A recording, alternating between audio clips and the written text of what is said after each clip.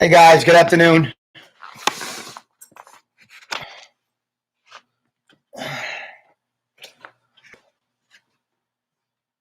Frozen. What's up, Matty J? Am I still frozen? Matty C? Dean, Allie, Ryan, Kira.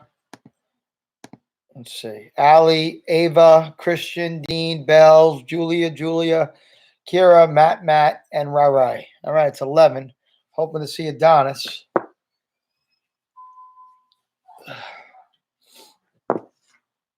I learned you got to hit that live button in the corner to make sure that we stay live.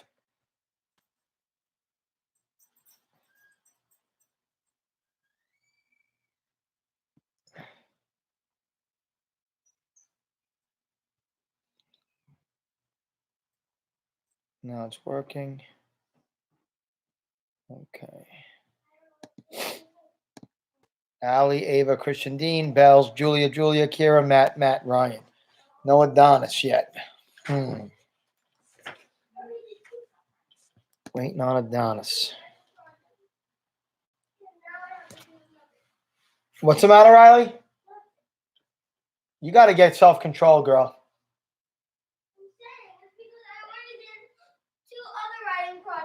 Right. Projects, and now I have to do another one. As you do them, they'll get easier. Yeah, but they're so long. And it's annoying. Bobby, welcome on, Bobby.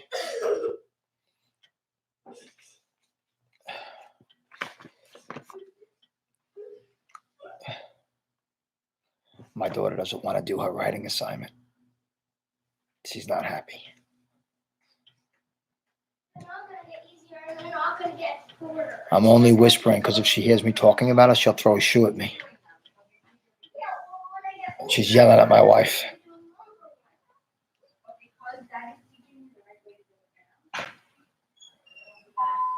Not good. Not good here. I'm going to try to survive this reading without getting a shoe thrown at me. Bells, I hope begins to work soon. Just hit that red live button when you get a chance.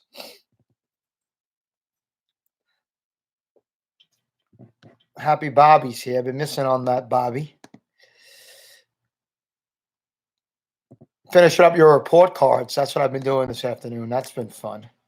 Not. I think you guys get them on the 13th. Yeah, if you're getting locked out, refresh the link, start over, log in again. It should work. We're missing some key players in this chat today. Hoping that we get some more people showing up.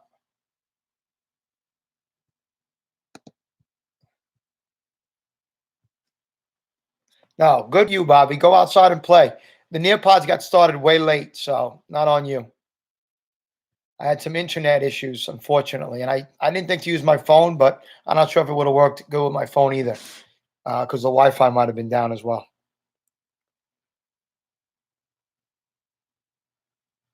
Hey, Adonis.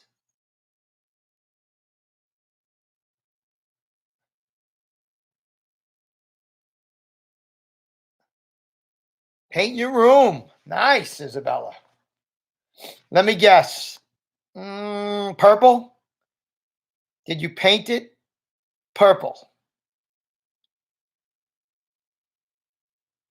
I'm guessing Isabel painted her room purple.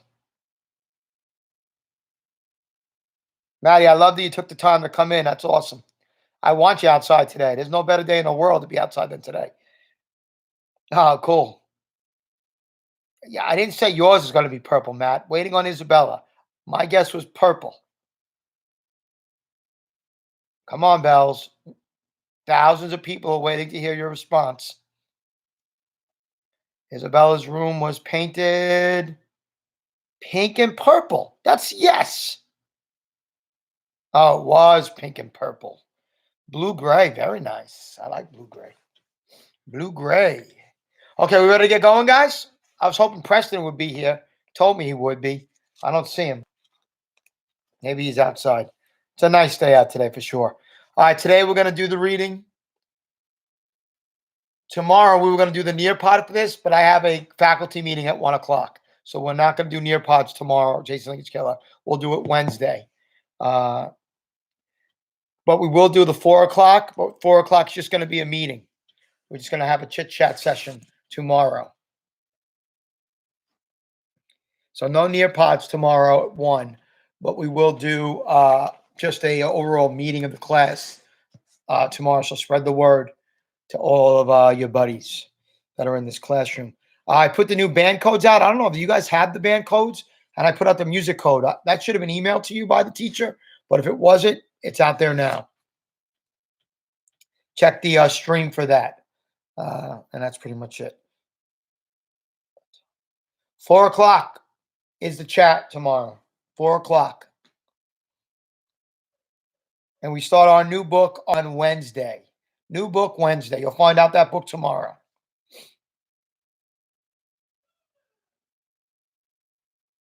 Okay, good. All right, we're going to get going then. No more questions for what we're doing. Good job on the math today. Good job on the writing. I know many of you handed it in already. Well done. I hope today was a relaxing day for you. Hope it was. I don't know what happened with that then, Julie. I don't know. It's a new teacher, so he might have been confused. We're also going to be reading this book for those who don't know, who didn't come to Math Extra Help this morning. I'm going to be sending you a sentence today when we're done with this. You know, it's pretty long. So I don't know. I might break that up into 2. But most of them are like that. You can memorize it. And I want you to put a little personality into it. And we're going to do video you recording, and I want you reading it. I want you to memorize it and speaking right to the camera and going that route.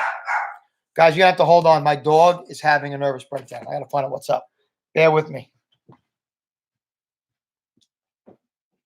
That's up.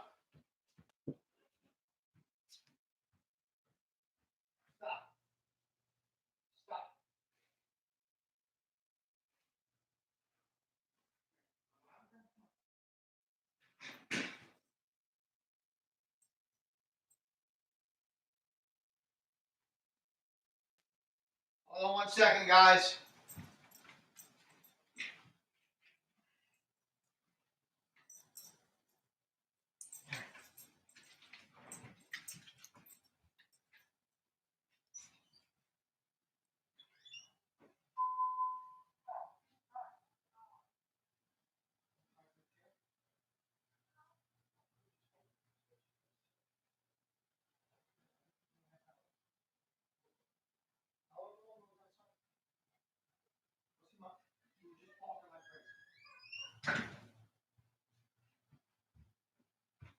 Sorry, guys. Coming back. Okay. Who's doing it?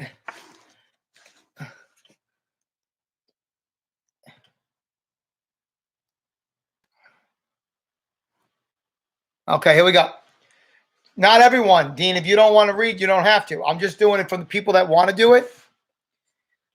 If you want to be part of the video we're sending to Miss Gray's class, just say, I want to do it, and I'm going to give you a sentence. If we don't have enough, I'll send somebody 2 or 3, and we're going to make a class video of it, whoever wants to do it, and we're going to send it to Miss Gray's class as a gift. Be a fun little thing for them to see. They've been dying for the read-alouds. So all you have to do when we leave here, just say, I want to do it. I know Julia does. I know Isabella does. I know I saw a bunch of you. I know Bobby says does. Ava, perfect. You'll do it. Good. I'm going to send you a sentence today. You memorize it, and we'll go from there. We'll spread a little joy for those little guys. I know they love you guys so much. I'm going to see if I can memorize something. I'm not an actor like you guys are, or John Wilkes Booth was. We say was because he's no longer with us, John Wilkes Booth. Okay, ready to get started? You guys are curious. We know that, he got killed and now he's gone, but now we're going to find out what happened to the rest of the people. Okay, here we go. We're getting started. Lieutenant Doherty unrolled his wool army blanket and ordered his men to lay Booth's body upon it. With needle and thread provided by the Garretts, he sewed the blanket closed around the assassin's corpse. Soldiers heaved the corpse like a sack of corn onto the wagon that will bring the body to its first stop on the journey back to Washington. The body was transferred from the wagon to a rowboat, then to a steamboat, which would then take them back north to Washington. Conger rode ahead of the body, rushing to be the first of the manhunters to tell Stanton that Booth had been found and killed. Okay, right, we're moving on with that now. We're listening to the book now. He also hoped to precede the rest of the cavalry and stake the first claim to the reward money. Conger and Baker laid out Booth's possessions on a table. Stanton picked up the diary, then the compass. The hunt was finally over. To be absolutely certain the body was Booth's, Stanton ordered an inquest and an autopsy. A few people were allowed to see the corpse for purposes of identification. The cause of death was easily determined: gunshot by a single bullet through the neck. Stanton had Booth's corpse photographed. News of Booth's death traveled across the nation by telegraph, and newspapers rushed to print stories filled with details of the manhunt's climax at Garrett's farm. Reporters seeking a great story sought to uncover the final act of Booth's life: the disposal of the assassin's remains. Luther Baker refused to reveal the body's location. After staging a false burial at sea to throw the press off the trial, Booth's body was buried in a simple crate in an unmarked grave at the old Arsenal Penitentiary. His fellow conspirators would soon join him there. So, the government didn't want to just bury him anywhere and let everybody know, because they were afraid people were going to, do something. They were going to vandalize the grave area. They didn't want that. So they did a false burial at sea. Like, they threw the body at sea and they buried it there. They didn't actually do that.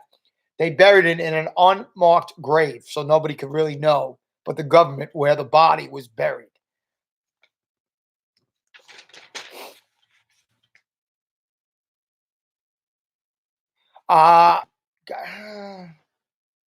Julia, you'd be amazed at what they used to do with death back in the 1800s. Some strange things. Did they take pictures? I'm not saying if it was normal, but it wasn't uncommon. People definitely did it, and sometimes they did it like in weird ways, So life in the 1800s is very different than it was today. They take pictures of corpses. I imagine they did. I don't know if it was something that they regularly did. That's a great question. Something I'll look up. Okay. Thomas Jones. Now we're going to find out what happens to everybody. Thomas Jones, Captain Cox, the Garrett's son, and many more were seized and taken to prison.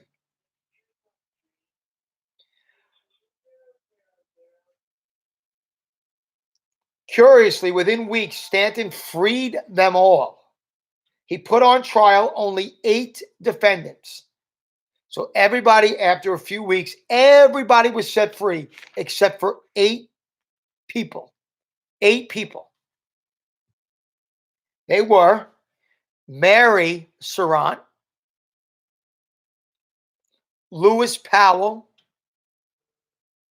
David Herold, George Azardot, Samuel Arnold, Michael O'Laughlin, Edmund Spangler. He's also the one that was holding the horses. Johnny was let go, but Edmund wasn't. And Samuel Mudd. Those were the 8 people that were put on trial.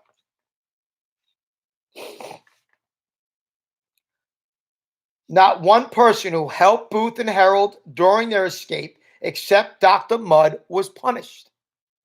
They returned to their homes and families, and for years to come, whispered secret tales of their deeds during the great manhunt. Johnny Peanuts is free. Why so many? That was the question. Why Mary Surratt? That's a great question. Many people are upset that she was put on trial, and worse to come for her, unfortunately. Again,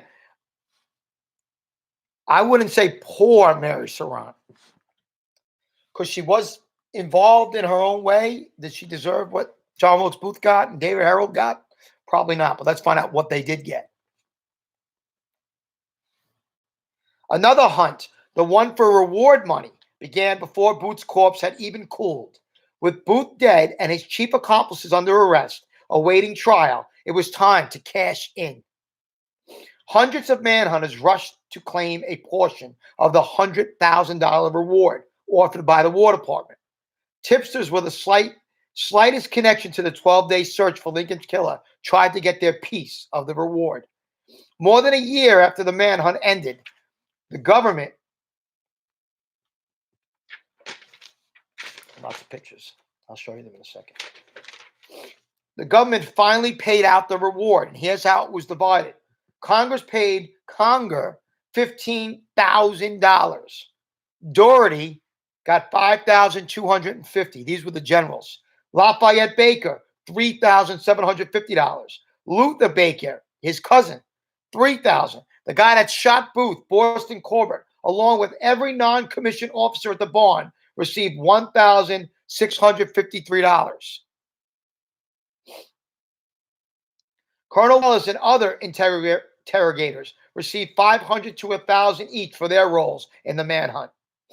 9 men received smaller rewards for their part in the capture of George Azardot, 10 for their roles in the arrest of Lewis Powell.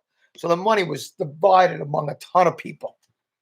Ton of people. Nobody got more than $15,000, which is what Conger got. To me, that was what his job was. I don't know why he got so much of that money. His job was to find him. My job is to teach you. That's my job.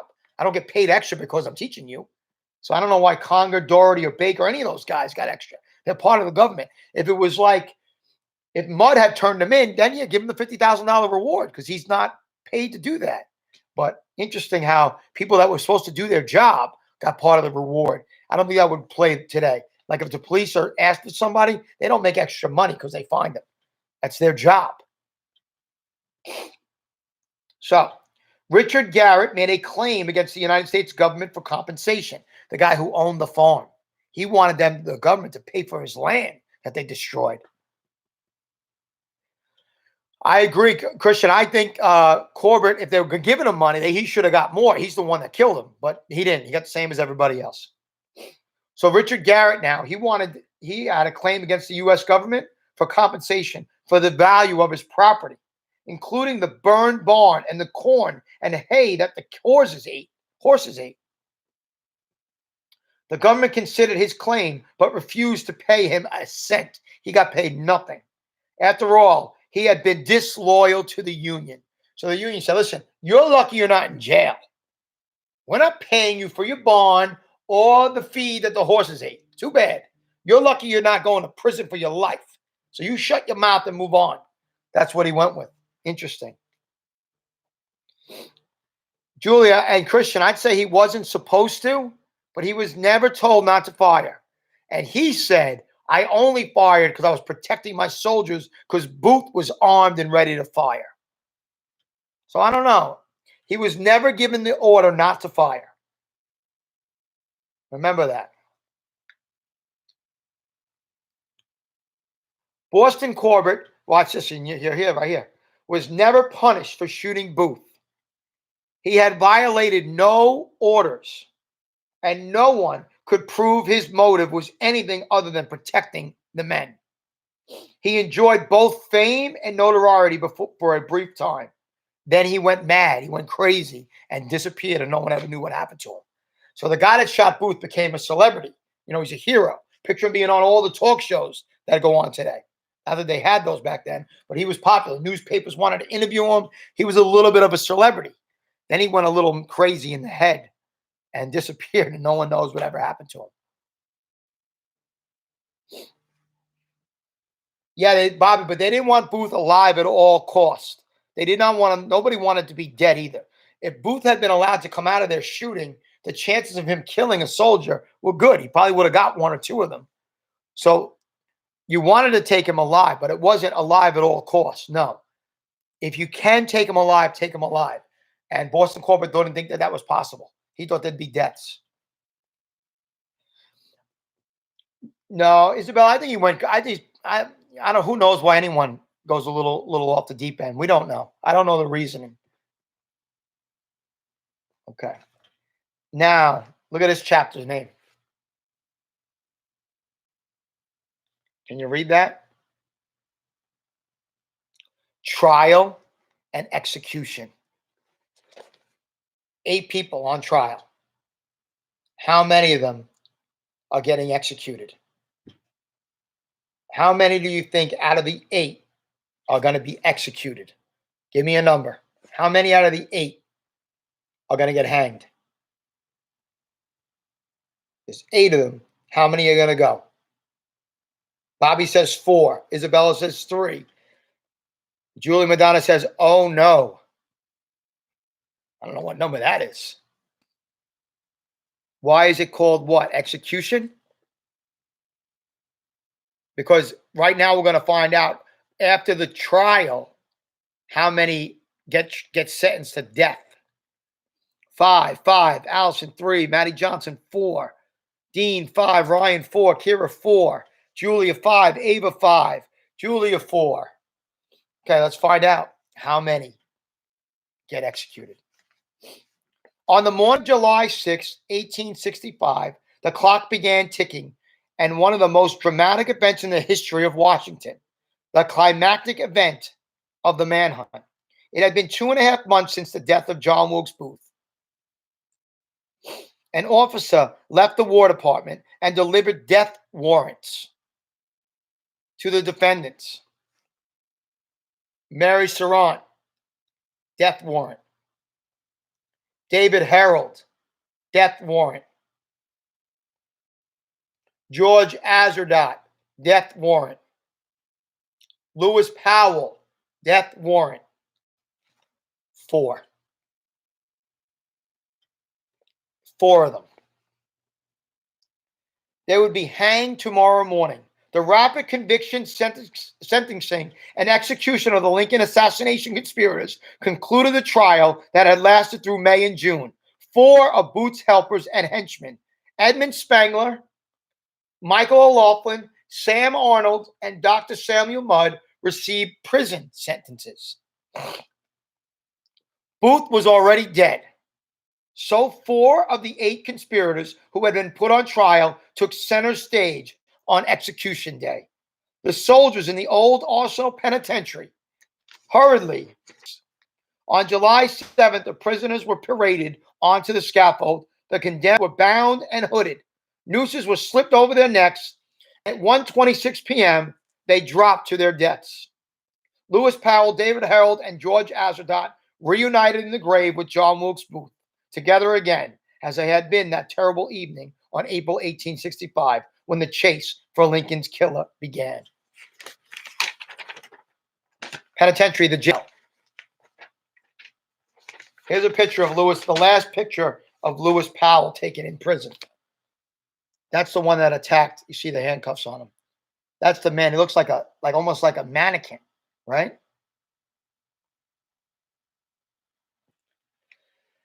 They were all hanged. Scary. Epilogue. Yeah, it was done publicly. The hanging was done publicly.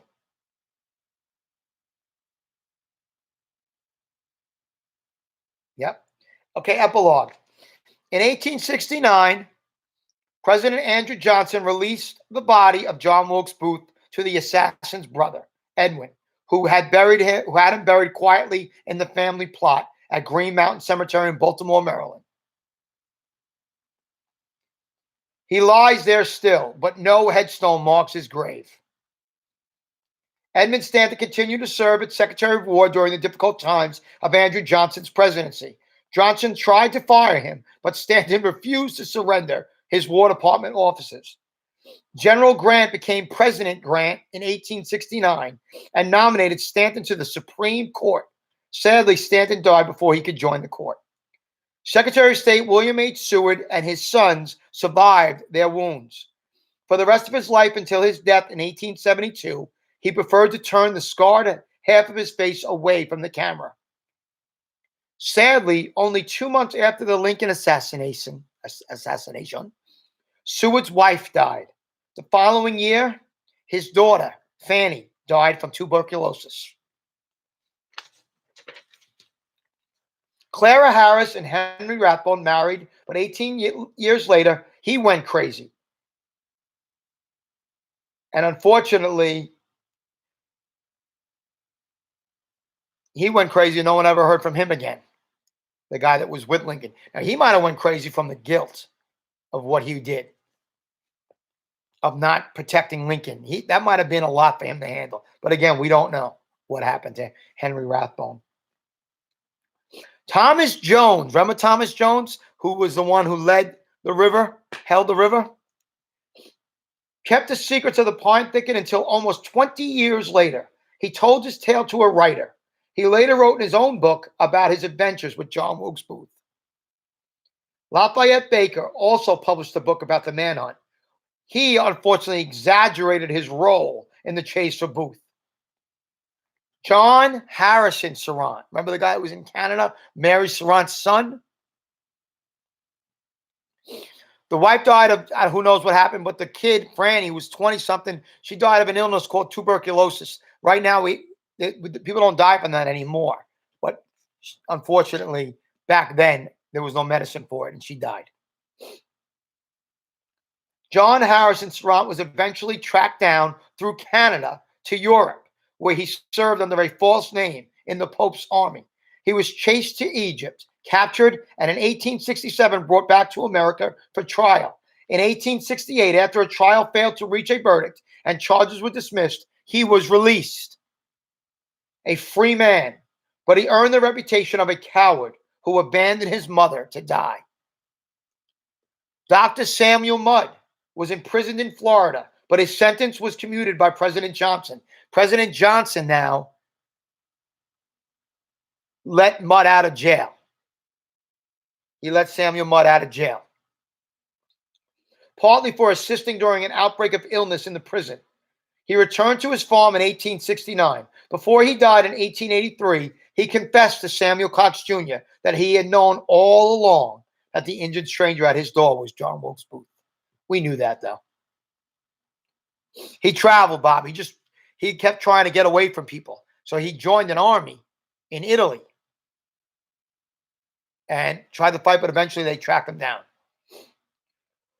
Ford's Theater was finally restored in the 1960s after serving as a government office building. It lives again as a museum and working playhouse.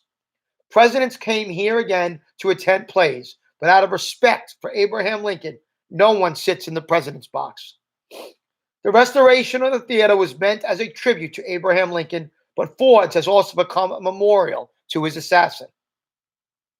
If Booth could return today to the scene of his crime and visit, as 1 million visitors do every year, the Basement Museum at Ford's, he might conclude from what he found there that it was again April 14th, 1865. Everything is left the same as it was that day. If you go there now, everything is the same.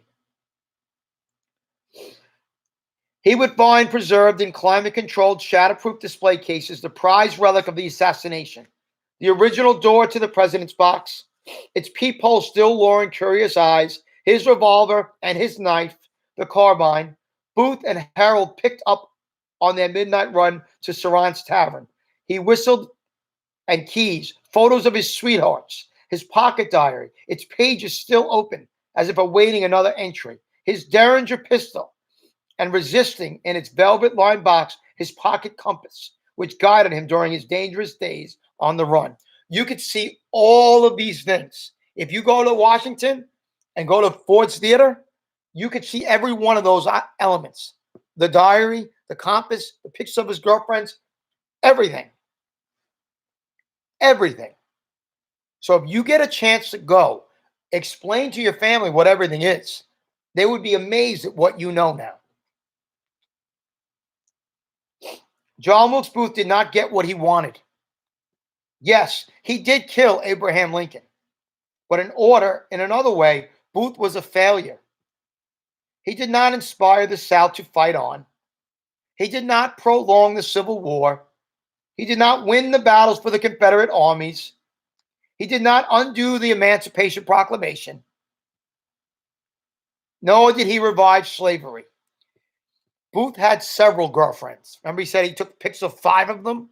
He had many, many girlfriends. And yet, we still remember Booth to this day. But he is not the hero of the story. The real hero is Abraham Lincoln.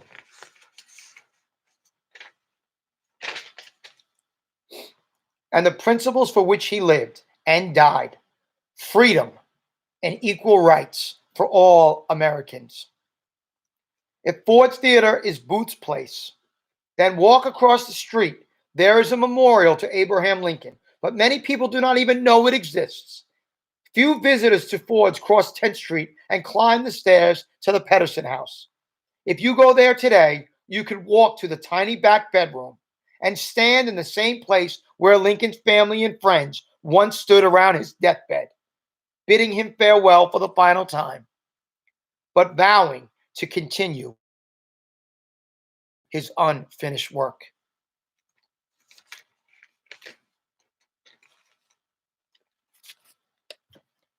Is the route that Booth took. I'll take a picture of this and put it on the site later. Book is over, Bob. That concludes Chasing Lincoln's Killer.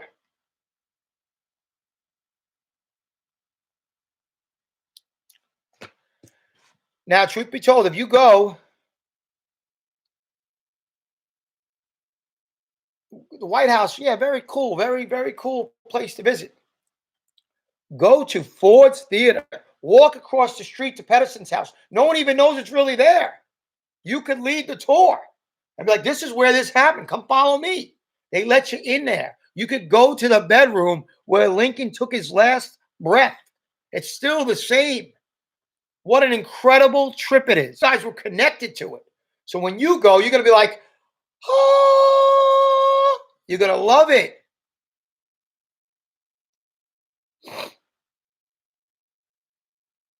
It really was a great book. I enjoyed it. And it's the first book we've ever done online. I've ever done online in my 21 years as a teacher. I've never read a book online. And honestly, I couldn't wait for 4 o'clock every day. I couldn't wait. You have been there, Allison? Awesome. Awesome. If you have photos of it, maybe you could post them for us. Carrie, I want to go right now. I really do. I think it would be awesome to go. This summer, we're going back. What happened to Booth's girlfriend? I have no idea. No one even knows. There wasn't one particular girlfriend. He had many.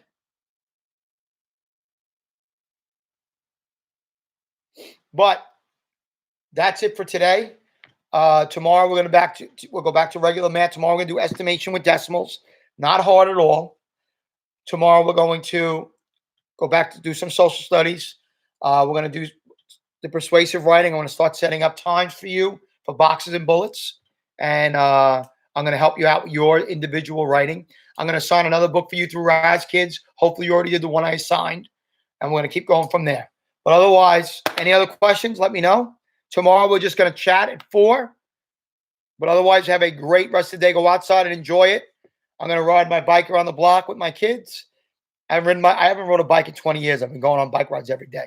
So that's pretty solid, something I'm grateful for. Tell you that. More family time. All right, guys. Love you. Adios.